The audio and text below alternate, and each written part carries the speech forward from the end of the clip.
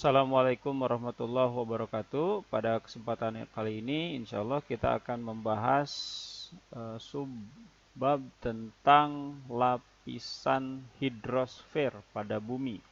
Lebih khusus lagi, kita akan membahas tentang siklus air. Oke, siklus air ini sangat penting bagi kehidupan kita, ya, karena dengan adanya siklus air, maka akan selalu tersedia air di sungai-sungai atau air di sumur-sumur ya. Kalau tidak ada siklus air berarti ya semua air akan selamanya ngumpul di laut. Oke. Jadi siklus air ini diawali dari peristiwa evaporasi ya. Evaporasi ini adalah menguapnya air dari laut, dari danau, dari sungai akibat panas dari matahari. Jadi energi yang menggerakkannya awalnya yaitu adalah energi matahari. Nah, jadi di evaporasi ini terbentuk uap air, tapi tidak hanya evaporasi, transpirasi juga itu menyumbang adanya uap air. Ya, jadi kalau transpirasi ini adalah pengeluaran uap air ke udara oleh makhluk hidup. Nah, kedua uap air yang dihasilkan dari evaporasi dan transpirasi ini akan mengalami kondensasi. Jadi uap airnya akan mengumpul, mendingin, karena mendingin maka partikel-partikelnya memadat, ya. Molekul-molekulnya memadat, bukan memadat, lebih tepatnya mungkin molekulnya merapat sehingga terbentuk awan, ya. Molekulnya merapat, kondensasi, tapi di sini belum ada perubahan wujud menjadi air atau belum mengembun. Nah, setelah berkondensasi bisa jadi di sini jatuh kembali sebagai hujan. Tapi bisa aja awan itu terbawa dulu oleh angin kemanapun.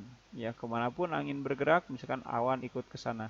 Misalkan diantaranya bergerak sampai ke atas gunung. Nah, mungkin ada suatu kondisi ketika awan sudah tidak bisa lagi menampung uap air, maka terjadilah presipitasi. Presipitasi ini bisa dalam bentuk hujan, bisa dalam bentuk salju, atau bisa dalam bentuk kabut.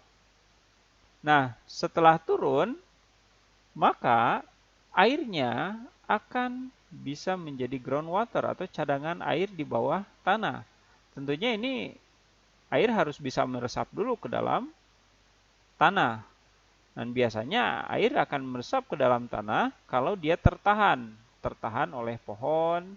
Jadi kalau hutannya gundul, air itu tidak akan masuk ke tanah. Maka dia kalau gundul, maka seluruh air akan bergerak mengalir di atas permukaan bumi atau surface runoff.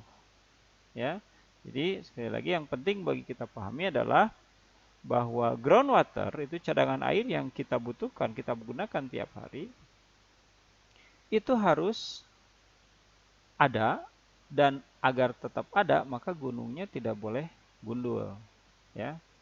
Jadi karena gunung yang berbanyak pohon itu bisa menyimpan air lebih banyak. Oke, jadi energi utama penggerak dari siklus air ini adalah energi dari matahari. Jadi kalau mataharinya tidak ada, ya, berbulan-bulan tidak ada, maka dikhawatirkan tidak ada siklus air. Kalau tidak ada siklus air, ya, tidak ada kehidupan saya kira. Oke, nah air juga hidrosfer ini juga bisa menyebabkan banjir, ya, bisa merugikan kita.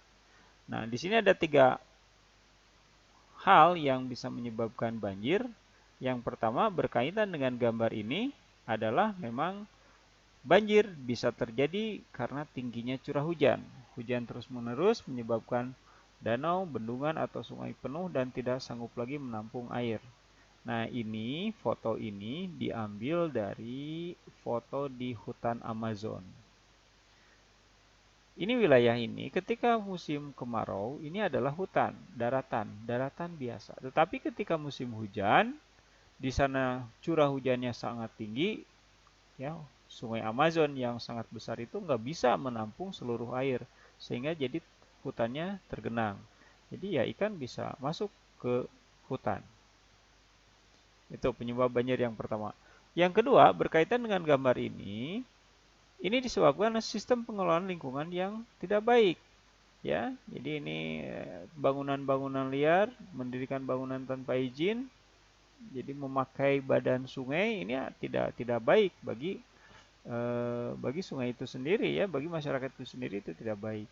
Nah, kemudian juga banyaknya penduduk itu akan meningkatkan kebutuhan tempat tinggal. Jadi daerah resapan airnya itu akan berkurang karena permukaan tanah terlapisi oleh beton dan aspal.